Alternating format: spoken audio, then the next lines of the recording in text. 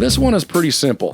Coop and I would hit up 3 different card shops with our friends and family to look for Lafreniere and ask shop owners what effects COVID has had on business. My name is Nick Wosika, and I'm a photo addict with a sports problem. And this is the Card Show. First stop, our LCS.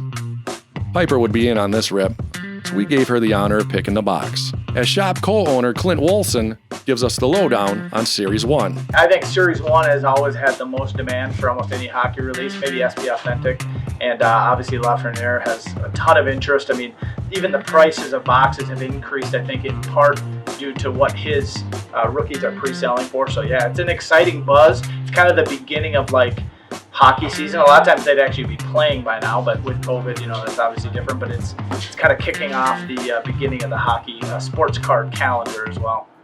Speaking of COVID, did it instigate any changes for you guys? We did shorten our hours. We used to be open till 8, now we're open till 6, and we also offered curbside or delivery or shipping for local customers that maybe would have come into the shop. I totally took advantage of that delivery service. Thanks, Mike. Hand sanitizers everywhere, obviously the masks, and just trying to be sensitive to having less than 10 people in the shop at a time. Did COVID restrictions have any positive side effects? Yeah, eBay, literally the day that the stimulus got released was maybe our busiest day on eBay ever. So obviously you could tell when that kind of money is being distributed. It found its way to every market, and we were fortunate. That's a wrap from Absolute Sports Cards, as the Lafreniere count after one box is 0. Next stop, 3-Star Sports Cards with my good buddy Jared Christie and his 2 dudes, Beckett and Carter. As we sort out which box we'd pick, I'd ask co-owner Dan McKinnon if they had any expectations going into life with COVID. When COVID was first coming, we had no idea. Like when it came to the shutdown, we had no idea what it was going to be like. We thought we could leave our websites on, and that Eric and I were going to alternate every other day shipping and stuff. Well, pretty much as soon as everyone was stuck at home, the websites just got really, really busy. So we were always having to come in and keep up on the shipping, and then having to ask for employees to start coming in to help. And I asked online team member and social media manager Kristen Watson about her observations. We've definitely seen a boom in people just either coming back to the hobby, getting involved in the hobby for the first time.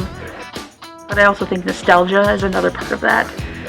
Like I said, people that have left the hobby since they were kids and now they're getting back into it. Is there anything else?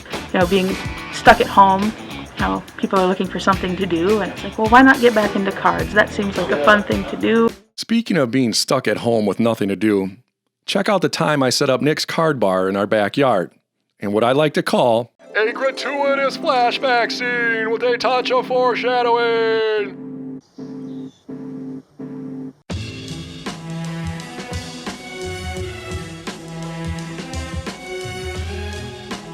Of all the card joints and all the backyards and all the world, these 2 walk into mine. How's it going, gentlemen? What can I get for you? Couple menus.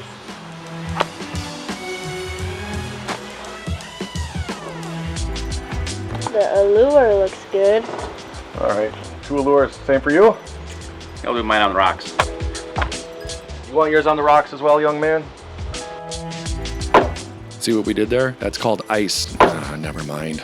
Now, all I really wanted to do here is attempt to add a word into the card collecting lexicon that Cooper coined. Couple of fatties. Those aren't fatties, those are thickums.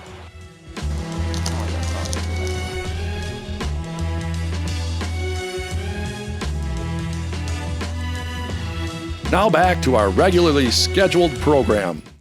Shop and Box 2 are now officially in the books, and the Lafreniere count remains 0. But we did pull the sweet image variation of Ovi holding captain. Aww. Our last stop of the evening would be the newest shop in Minnesota, where we would be met by my adopted nephew, Daniel McGrath, and my little brother, Chris. He's the one on the right. Now, the other 2 shops had to deal with the pandemic, but owner Ryan Holland and his staff at Real Sports Cards, they were born in it. The pandemic has definitely been interesting for us as a business. You know, because when I was buying this building, retail stores couldn't even be open. You know, Minnesota was on lockdown, and here I am buying a building to open up a card shop when I couldn't even have customers walk through the door. But before you go feeling sorry for him, I should probably share with you that the brick and mortar store was more of a really cool side hustle for them. Breaking has always been the core of our business. And they're pretty good at it too, as they were named Breaker of the Year at the Industry Summit in 2019 and 20. We don't take that lightly. We think that's a reflection of the people that we have in our community who just love this hobby. It's a pretty big community too. We are live on Facebook, YouTube, Twitter, Twitch, 7 days a week, 10 to 12 hours a day. So we almost never stop ripping. We're live right now, opening 2021 Upper Deck Series 1 hockey.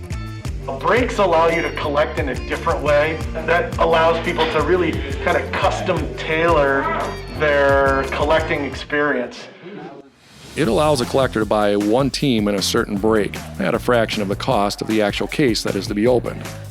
So, if I purchased the New York Rangers, I would get all the Rangers cards in that particular case. Now, I've never bought into a break before, and I was joking with the guys at the shop about it because I was a purist. I have to pull the card myself mentality, which I dropped immediately after the 2015-16 release of Series 1. And I'll let Coop tell the story of what prompted that switch. Dad, remember these? We bought like 5,000 boxes. And no McDavid Young Gun. Yeah. McDavid Young Gun count? Let's move on. As a photographer art nerd, I love the retail space. It was like a high-end gallery, but for sports cards. And the reason for this is no accident. We wanted you to be able to get close to the boxes. Most shops that I grew up going to had a counter, and you're on the other side of the counter, and the boxes are over here on the shelves.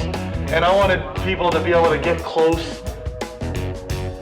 I built these custom display cases upright, so that it's, again, really easy to view all of those cards. I was already digging the museum-like atmosphere, but then this happened. Their price list is a menu. Where have I seen that before? Ryan ain't done yet. And I wanted to replicate the online community in a retail location, which is why I built the sports lounge with the bar and the leather seating, lots of tables to sit and rip while you watch big screen TVs. Oh, damn. Oh, looks like we got a Thickum alert. And of course, it's Uncle Chris. The whole pack is thick. One big card. One big card. You know. Swear to God. Let me see. Oh, wait, there's two cards in there. Daniel, go to the other side. Wait, let me see. Look at that sucker. All right. There's a big one in there, folks. Zoom in on this. Just open the thing. Up or down? This. That's it. It's out of 15. Yeah. What's up?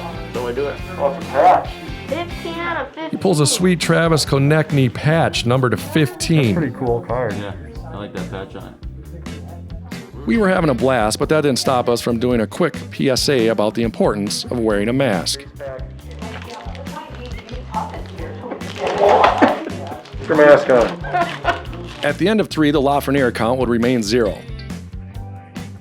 But that didn't matter because it was time well spent with people I care about. I don't know if you noticed, but during our adventure, I spent most of the time helping and sleeving. And I'm totally cool with that, but a dad can get in on the action too, you know. So, after we put the kids to bed, it was my turn to look for Lafreniere. And what better way to do that than watching my buddy Chris Carlin talk shop with my other buddies, Big Shep, Steph, and Ben, on their podcast about the cards.